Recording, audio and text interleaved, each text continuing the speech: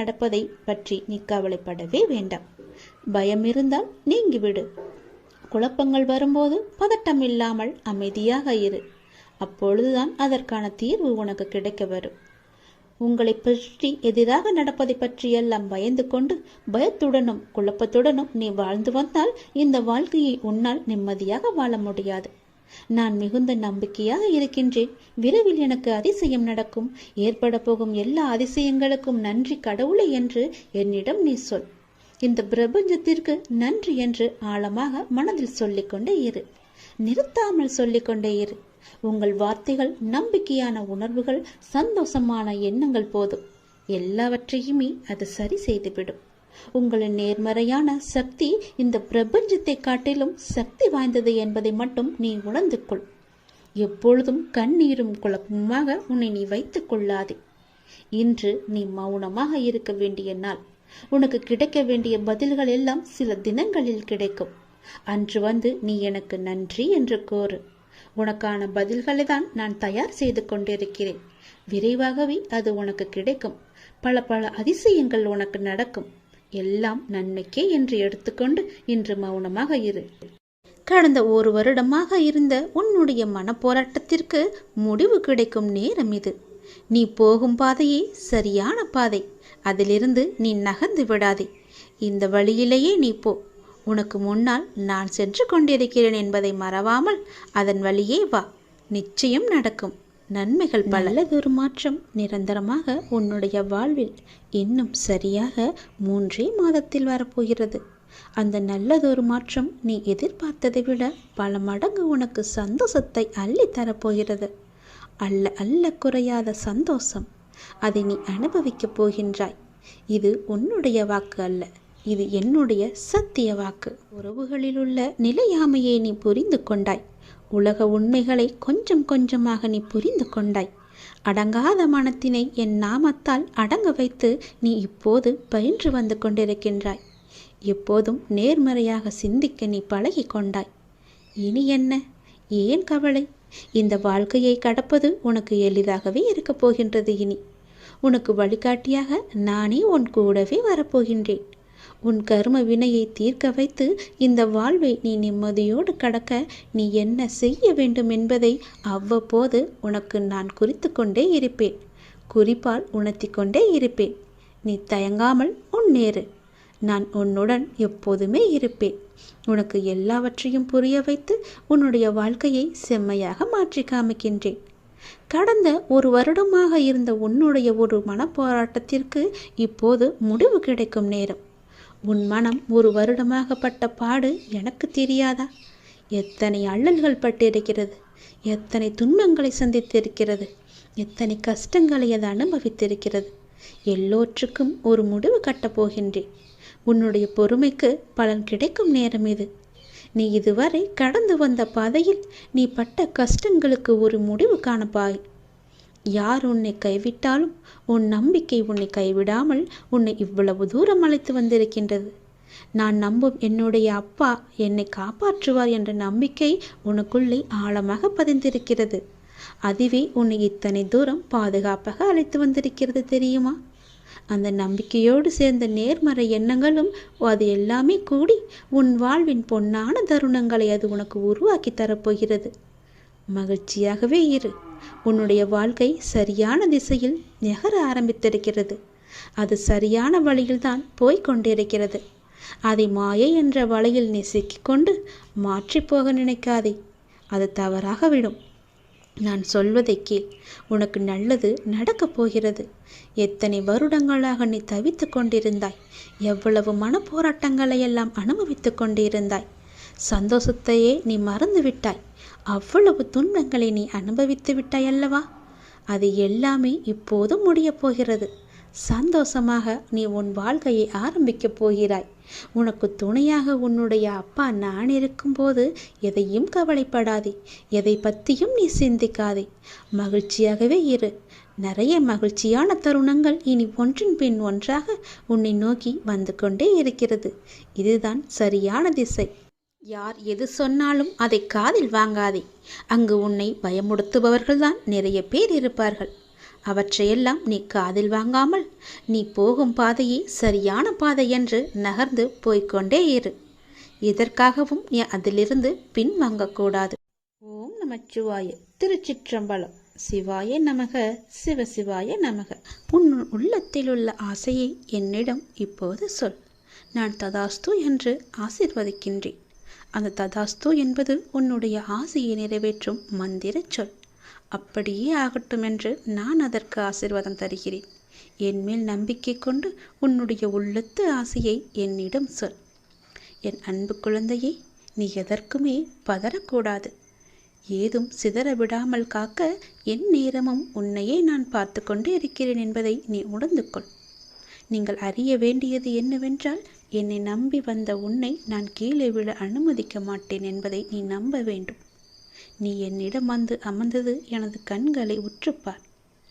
அமர்ந்து என் கண்களை உற்று பார்த்தால்தான் நான் உனக்குள் இருப்பதை நீ உணர்வாய். என்னுள் உயிர் இருப்பதை நீ அறிவாய். உன் மனதின் கவலைகளை நான் அறிந்து வைத்திருக்கின்றேன். நீதான் என்னை அறிய மறுக்கின்றாய். எல்லா கவலைகளும் உன்னை விட்டு அகல நான் உனக்கு அருள் புரிகின்றேன். கவலையே படாதே. உன்னுடைய சிக்கல்களுக்கு சரியான தீர்வையும் நான் தருகின்றேன். நீ எதை பற்றியும் கவலைப்பட அவசியமும் இல்லை, தேவையும் இல்லை. எந்த விஷயத்தை பற்றியும் எவ்வித கஷ்டமும் உனக்கு கிடையாது. என்னுடைய மொழிகளில் முழுமையான நம்பிக்கை வைத்தால் உன்னுடைய சிக்கல்களான சந்தேகங்களை நான் தீர்த்து வைக்கிறேன். அதற்கு சரியான முடிவையும் நான் தருகிறேன். அப்பாவை தரிசனம் செய். உன்னுடைய அப்பாவாக நினைத்து என்னை நீ தரிசனம் செய். என்னுடைய பாதங்களில் நீ வந்தனம் செய். உம்முடைய உள்ளத்து ஆசையை என்னிடம் விளக்கமாகச் சொல். நான் உங்களை ஆசீர்வாதம் செய்கிறேன். நம்பிக்கையுடன் நான் உங்களுக்கு இருப்பேன் என்ற நம்பிக்கை உன் மனதில் இருந்தால் ததாஸ்து என்ற வார்த்தை என் நாவிலிருந்து வரும். அந்த ததாஸ்து என்பது அப்படியே ஆகட்டும் என்பதற்கான பொருள். என் மீதான நம்பிக்கையை வளர்த்து கொண்டு என் உள்ளத்து ஆசையை என்னிடம் வந்து சொல்லிவிடு. யாருக்கும் எந்த தீங்கும் செய்யாத அளவுக்கு என்னுடைய நாமத்தை நீ உச்சரித்து கொண்டே வா. இந்த இம்மையிலாகட்டும் மறுமையிலாகட்டும் உன்னை காப்பது என் கடமை, என் பொறுப்பு என்று பலமுறை நான் சொல்லியிருக்கிறேன். கவலையே படாதே. இறைவா, நடத்தியதும் நீ, நடத்தப் போவதும் நீ. நடப்பவை அனைத்தும் நன்மை தருவதாக இருக்கட்டும் என்ற நம்பிக்கையோடு நீ தொடங்கு. நிச்சயம் உன் ஆசை நிறைவேறும். உன்னுடைய துன்பங்கள் எல்லாம் முடிவடைந்துவிடும். அறிவு என்பது படிப்பறிவை சார்ந்தது அல்ல. நமக்கு கிடைத்த அனுபவத்தையும் சூழ்நிலையையும் வைத்து எதிர்காலத்தை கையாளும் தன்மைக்கு பெயர்தான் அறிவு. நீ அறிவோடு நடந்து கொள். இன்றைய விடியல் உனக்கானது. இன்று உனக்கு நல்லது மட்டுமே நான் நடத்தி காமிப்பேன். உன் ஆசையை சொல். ததாஸ்து என்று சொல்கிறேன். நடப்பவை அனைத்தும் நன்மைக்கே. என் வாழ்க்கை சோகம் நிறைந்தது என்று ஒரு பொழுதும் நினைக்காதீர்கள். எல்லாம் நிறைவாயிருக்கும் வாழ்க்கை இங்கு யாருக்குமே அமைவதில்லை என்பதே உண்மை. நல்லது நடக்கும் என்று நம்பிக்கொண்டே தன் வாழ்நாளை ஏக்கத்துடன் தொலைத்து கொண்டு இருப்பவன் முட்டாள். எது நடந்தாலும் சந்தோஷமாக எடுத்துபவன் தான் புத்திசாலி. சந்தேகப்படுபவர்களை நம்பாதே, நம்புபவர்களை சந்தேகப்படாதே. வார்த்தைகளால் மோதுவதை விட மௌனமாய் இருப்பது அறிவுபூர்வமானது. இருவரில் ஒருவருக்கு ஏற்படும் மன காயங்களையேனும் நாம் தவிர்க்கலாம். உலகத்தில் எல்லாம் தெரிந்தவர் என எவருமே இல்லை, எதுவும் தெரியாதவர் எனவும் எவருமே இல்லை. நல்லதே நடக்கும். நடப்பவை அனைத்தும் நல்லதுக்கே என்று நம்புங்கள். வாழ்க்கை மிகவும் அருமையாக இருக்கும். கெட்ட எண்ணங்களை மாற்றி அமைத்து கொண்டீர்களேயானால் உங்கள் வாழ்க்கை மிகுந்த மகிழ்ச்சியுடன் காணப்படும். மகிழ்ச்சி வந்துவிட்டால் பணம் தானாகவே வர ஆரம்பிக்கும். நீ எப்படி மீண்டு வருவாய் என பலர் உன்னை கேலி செய்யலாம். நீ வருந்தாதே. எல்லாம் பழைய சோறு. நானோ உனக்கு புதியதாக சமைக்கப் போகிறேன். உன்னுடைய பசி யாரும். நீ சோர்ந்து போனால் எதையும் சாதிக்க முடியாது. இதோ நான் சாரதியாக வந்துள்ளேன். நீ எனது அர்ஜுனன், எனக்கு பிரியமுள்ள நண்பன். துன்பம் என்கிற எதிரியை துரத்திட எனது துணையோடும் எனது பலத்தோடும் போர்க்களம் வந்து நிற்கின்ற அர்ஜுனன் நீ. கண்களை திறந்து பார். நானே உனது ஸ்ரீ கிருஷ்ணன். என் பிரியமான நண்பனுக்கு நான் சாரத்தியம் செய்யும் போது எந்த துன்பம் உன்னை தொட முடியாது. உன் மனம் என்னும் தேரில் நான் அமர்ந்து வழிநடத்தி செல்லும் போது இனி உன்னை யாரால் வெற்றி கொள்ள முடியும்? ஒரு நிமிடம் உனது கண்களை மூடி என்னை தியானித்து எனது ரூபத்தை உற்றுப்பார். நான் கிழவன் போல காணப்பட்டாலும் கிழவன் சிறுவன் அல்ல, இளைஞன். எல்லையில்லா பராக்கிரமும் சக்தியும் பெற்றவன். உனக்கு மட்டும் கருணையுள்ள தாய். உண்மையாக தோள் கொடுத்து தாங்கும் நண்பன். உனது வாழ்வை கெடுத்தவர்களுக்கு உயிர் குடிக்கும் காலன் நான். உன்னை நீ நினைத்து பார்க்க முடியாத அளவிற்கு உயர்த்தப் போகிறேன். நம்பிக்கையோடு காத்திரு, பொறுமையாக இரு. நான் இருக்கிற நிழலாக நீ செல்லும் இடமெல்லாம்.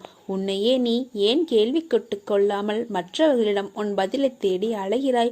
உனக்குள் தானே நான் இருக்கிறேன். உனக்கான பதிலை நான் கூற மாட்டேனா? இன்று உனக்கு ஒரு கனி கிடைத்தது அல்லவா?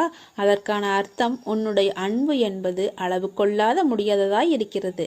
நல்ல காலத்தில் என் குழந்தையான நீ உன் பிஞ்சு கால்களை வைத்து விட்டாய். அப்பா, நான் வளர்ந்த பிள்ளையா இருக்கிறேன். என் கால்களை பிஞ்சு கால்கள் என்று சொல்கிறீர்கள் என்று நினைக்கிறாய். இன்று உன் மனதில் என்ன எண்ணங்கள் தோன்றின என்று நினைத்துப்பார். உன் சாயப்பாவுக்கு நீ எப்போதும் பிறந்த பிஞ்சு குழந்தைதான் நீ. உனக்கான அனைத்தும் செய்பவர் நானே. நீதான் பொறுப்பு என்று சொல்லிவிட்டாய். உன் முழு மனதோடு இந்த வார்த்தைக்காகத்தான் உன் சாயப்பா காத்து கொண்டிருந்தேன். இனிமேல் உன்னுடைய அனைத்து விஷயங்களுமே நான் செய்பவைதான். என்னை நம்பி முழுமையாக சரணடைந்து விட்டவர்களை நான் புறம் தள்ளுவது இல்லை. அவர்களுடைய அனைத்து விஷயங்களுக்கும் நான் பொறுப்பேற்கிறேன். அவர்களை காப்பதே என்னுடைய வேலை. அவர்களின் நன்மை தீமை கணக்கு பார்த்து காப்பாற்றும் தன்மையுள்ளவன் நான். மனதில் ஏதோ கோரிக்கைகளை வைத்துக்கொண்டு என்னை ஆராதிக்கிறாய்.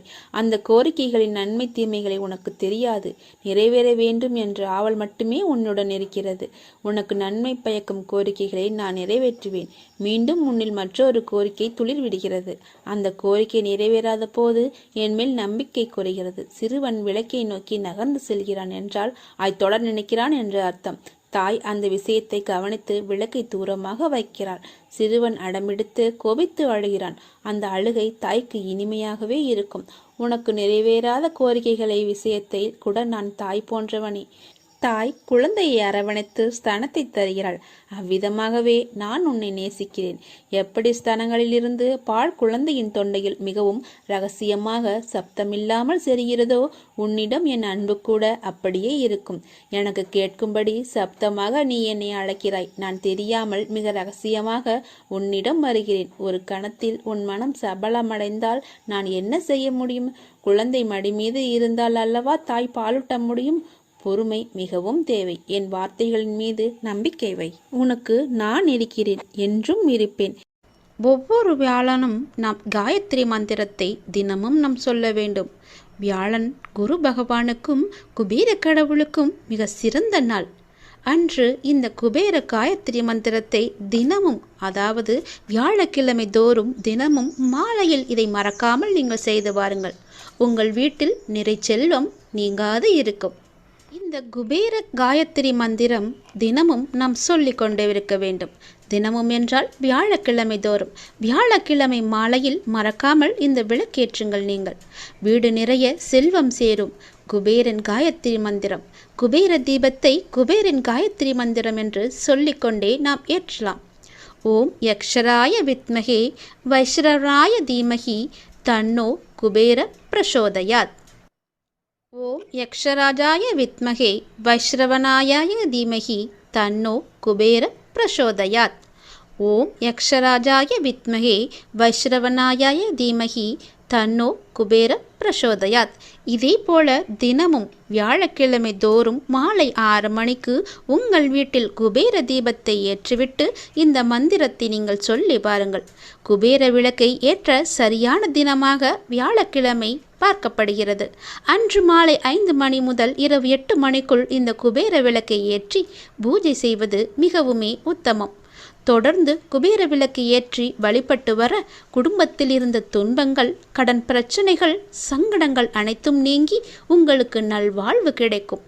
செல்வம் பல மடங்கு பெருகவும், நமக்கு தேவையான செல்வத்தை சம்பாதிக்கவும், நாம் சேமித்து வைத்துள்ள செல்வத்தை பாதுகாக்கவும், எப்போதும் நம் வீட்டில் செல்வம் நிலைத்திருக்கவும், நமது வீட்டிற்கு எப்போதும் செல்வத்தை ஈர்க்கும் சக்தி கிடைப்பதற்கும் நாம் முழு மனதுடன் செய்ய வேண்டிய ஒரு விசேஷ விளக்கு பூஜை இது.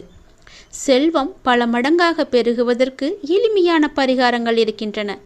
நாம் சம்பாதிப்பதில் ஒரு தொகையை சேர்த்து அதனை அன்னதானத்திற்கு செலவிட அதனை போல் 5 மடங்கு நம்மிடம் வந்து சேரும். கோவிலில் லட்சுமி மீது வைத்த தாமரை மலரை கொண்டு வந்து பச்சை பாட்டில் வைத்து மடித்து பண பெட்டியில் வைக்க பணம் சேரும். செல்வத்திற்கு உரியவள் மகாலட்சுமி. வெள்ளிக்கிழமை வழிபடவும் 24 வெள்ளிக்கிழமை வழிபட்டால் பணம் கிடைக்கும். குபேரனை வழிபட பணம் தடையின்றி தடையின்றி நமக்கு கிடைக்கும். அந்த குபேரனின் அருள் நமக்கு நிச்சயம் கிடைக்கும். செல்வ செழிப்பான கடவுள் குபேர கடவுள்.